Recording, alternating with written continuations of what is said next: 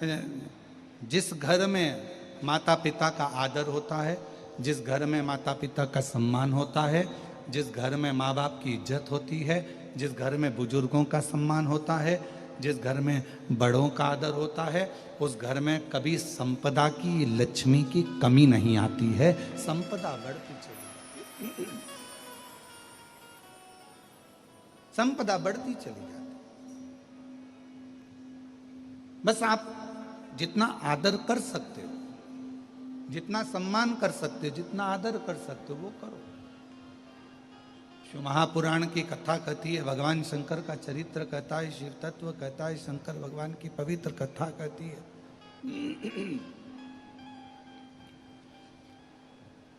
पितृलोक में जैसे ही भगवान देवाधिदेव महादेव का आगमन हुआ,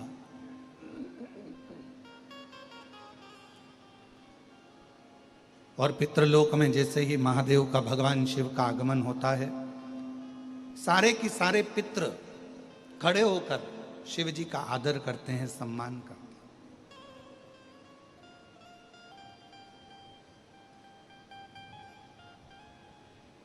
अब कितनी सुंदर बात कही है, पितृ शिव जी का आदर कर रहे हैं, शिव जी पितरों का आदर कर रहे हैं, क्योंकि हमारे धर्म पत्नी माता पार्वती जी के नाना नानी हैं।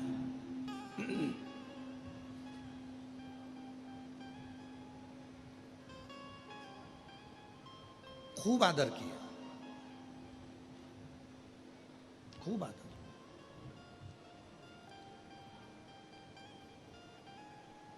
जब पितृलोक से भगवान शंकर जाने लगे,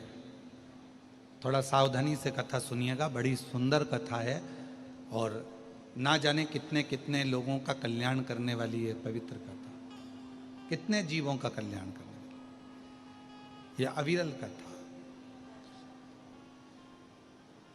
कहा कि पितृलोक से जब भगवान देवाधिदेव महादेव, भगवान शंकर, माँ जगतजननी जगदम्बा माता पार्वती जी पितृलोक से जब जाने लगे, पितृलोक से जब निकलने लगे, जाने लगे, तो पितृलोक से जाते जाते भगवान पितृदेव ने भगवान शिव जी को रोका, और भगवान शंकर को रोका, और प्रणाम कर कर पितरों ने भगवान शिव जी को रोक कर, प्रणाम कर कर, नमन कर कर विनय करा कि आप हमारी बेटी की बेटी आपके साथ में बिहाई है, माता पार्वती जी का विवाह आपके साथ में हुआ है,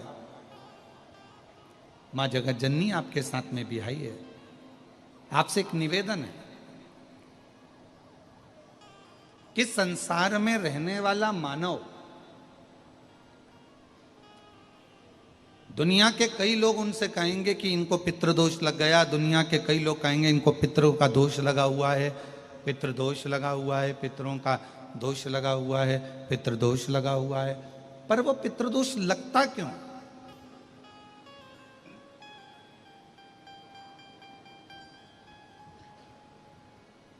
पितृदोष लगने का कारण है क्या? आपने अपने गए हुए पूर्वजों के लिए तर्पण भी करा, पिंडदान भी करा, तिलांजलि भी दी, ब्राह्मण का भोजन भी कराया, सब कुछ करा, जो आपसे बन सकता था आपने सब कुछ करा, सब कुछ। फिर पितृदोष कैसे लग गया? फिर पितरों का दोष कैसे लग सकता है? तो पितरों ने तुरंत भगवान देवाधिदेव महादेव से कहा कि संसार सागर में माता पिता के रहते हुए उनका आदर ना कर पाना, या माता पिता को जब प्यास लगी उस समय पर जल प्राप्त ना हो पाना, या किसी न किसी रूप में माता पिता के, पूर्वजों के आदर से वंचित रह जाना, फिर माता पिता के चले जाने के बाद, बुजुर्गों के चले जाने के बाद वो दोष घर में लग जाना पितृदोष की संज्ञा में आता। और पितृदोष के 4 लक्षण सबसे प्रबल हैं। ये कोई भी अनुभव कर सकता है पितृदोष के 4 लक्षण में। पहला लक्षण है 1 रुपया कमाओ, 1.25 रुपये खर्च हो रहे हैं, समझ लेना पितरों का दोष है। दूसरे नंबर का, एक व्यक्ति घर में बीमार है, ठीक हुआ, दूसरा बीमार पड़ गया, तीसरा ठीक हुआ, चौथा बीमार पड़ गया। घर में कोई ना कोई निरंतर बीमार पड़ा हुआ है, दवाई गोली लगी रही है, समझ लो पितरों का दोष है। तीसरे नंबर पर आप कोई पूजन की थाली लगाए, किसी को भोजन देने जा रहे थे, किसी को पानी देने जा रहे थे, किसी को भोजन का कोई नाश्ता देने जा रहे थे, और आपकी ट्रे में से, आपकी थाली में से, आपके हाथ से अगर कोई भरा हुआ पात्र पानी का गिर गया, नाश्ते का गिर गया, थाली गिर गई, कोई दूध का गिलास गिर गया, कोई सामग्री गिर गई, कोई पूजन की थाली तुम्हारे हाथ में है और पूजन की थाली में से मालूम पड़े कोई सामान गिर गया नीचे, समझ लो कि पितृ का दोष है। और चौथे नंबर पर पितरों का दोष का वर्णन किया गया, घर में जितने सदस्य रह रहे हैं, अगर वो किसी न किसी रूप में एक दूसरे पर चिढ़कर बोल रहे हैं, क्रोध कर कर बोल रहे हैं। प्रश्न बहुत छोटा सा है, पत्नी ने कुछ कहा, उसका उत्तर पति ने चिढ़कर दिया, पति ने कुछ कहा, पत्नी ने चिढ़कर उत्तर दिया, बच्चों ने कुछ कहा, माँ बाप ने चिढ़कर उत्तर दिया, माँ बाप कुछ बोले, बच्चे चिढ़कर उत्तर दिए, समझ लेना कि कहीं ना कहीं पितरों का दोष। तो भगवान पितृदेव ने अपने दामाद से, भगवान देवाधिदेव महादेव से कहा कि संसार सागर में हो सकता है कि संसार सागर में मनुष्य रहता है, मानव रहता है, और उससे गलतियां हो जाती है। तो पितृदोष अगर संसार के लोगों को लगे तो हमारा एक निवेदन है, आप जाते जाते वर दीजिए कि ये पितरों की शांति आपकी आराधना से पूर्ण हो जाए, बस इतना वर दे दीजिए। शिव जी उस समय पर मौन हो गए। भगवान देवाधिदेव महादेव एकदम मौन। पार्वती जी ने शिव जी से कहा, आप हमारे नाना जी को वर नहीं देंगे? आप हमारे नाना नानी को वर नहीं देंगे? इन पितरों को और पितराणी को आप वर नहीं देंगे? शिव जी ने वर दिया मां पार्वती जी के नाना जी को और अपने नाना ससुर को। हे पितृदेव,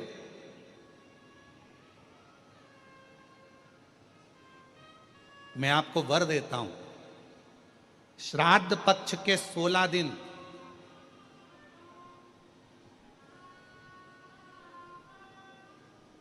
यदि संसार का कोई मनुष्य बेल दूध का प्रयोग करता है, बेल दूध से मतलब होता है बेलपत्र के ये मध्य भाग जो होता है, बेलपत्री की जो नीचे की 2 पत्तियां जो होती है, ये 2 पत्तियां जो बेलपत्री की होती है, इस बेलपत्री की दोनों पत्तियों को शिवलिंग पर जब आप रखते हैं, शिवलिंग पर रखने के बाद में आपके हाथ में जो कटोरी में दूध है, वो दूध इन दोनों पत्तियों पर, ये पितरों के भाव से, पितृ पितराणी के भाव से, आप दोनों पत्तियों पर बेल दूध को अगर समर्पित कर रहे हैं, बेलपत्र समर्पित करने के बाद थोड़ी सी कटोरी में अगर गौमाता का दूध है और ये दोनों पत्तियों पर अगर आप अपने गोत्र से दूध चढ़ा रहे हैं, तो संसार में ऐसा कोई व्यक्ति नहीं है जिसके ऊपर पितृदोष लग जाए, पितृदोष समाप्त होकर ही रहता है।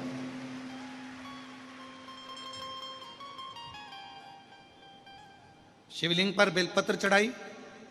बेलपत्र चढ़ाकर ये नीचे की जो पत्ती है, आपका जो दूध का भाग है वो 2 पत्ती पर चढ़ना चाहिए, तीसरी पत्ती पर जल का भाग आता है, 2 पत्ती पर आपका दूध का भाग रहे। और जब बेल दूध का प्रयोग आप करते हैं और दूध बाबा को 16 दिन श्राद्ध के अगर कोई कह दे कि आपके घर में पितृदोष है, ये दोष है, वो दोष है, सारे दोष आपके यहाँ लग गए हैं, और आपके यहाँ ये 4 लक्षण अगर पितृदोष के दिख रहे हैं जो पहले कथा में वर्णित किए, अगर ये लक्षण दिख रहे हैं तो श्राद्ध पक्ष के 16 दिन पहले दिन से ही आप चालू हो जाओ। बेलपत्री शिव जी को चढ़ाया, कटोरी में या चम्मच में 2 बूंद का भी अगर दूध लेकर गए हो, थोड़ा सा भी, बस 2 पत्ती पर आपने दूध समर्पित करा और 1 लोटा जल जो तीसरे नंबर की पत्ती है उस पर समर्पित करा। आपको 16 दिन करने के बाद आपको खुद अनुभव होगा 17वें और 18वें दिन से कि मेरे घर में ऐसा लग रहा है कि सब शांति है और कोई किसी से चिढ़कर बात नहीं कर रहा, लक्ष्मी की वृद्धि अपने आप होना प्रारंभ। कैसा भी और यहां तक शिव महापुराण की कथा कहती है, किसी की फैक्ट्री बंद हो गई, किसी की दुकान बंद हो गई, चलते चलते अगर किसी का व्यापार बंद हो गया, 4 दिन चल रहा था, बहुत अच्छा चला, उसके बाद एकदम डाउन आ गया, कोई प्रशासनिक कार्रवाई हो गई, कोई अदालती कार्रवाई हो गई, कोई परेशानी सामने आकर खड़ी हो गई है, तो भी अगर प्रति 16 दिन तक लगातार शंकर भगवान के शिवलिंग पर बेल दूध का प्रयोग किया गया है, तो आप 17वें दिन से अंदाजा लगा लेंगे कि आपका धीरे धीरे धीरे धीरे धीरे धीरे जो फैक्ट्री बंद सी थी वो ऊर्जावान हो गई है, चलना प्रारंभ हो गई। बेल दूध का इतना प्रभाव पड़ता है, इतना प्रभाव,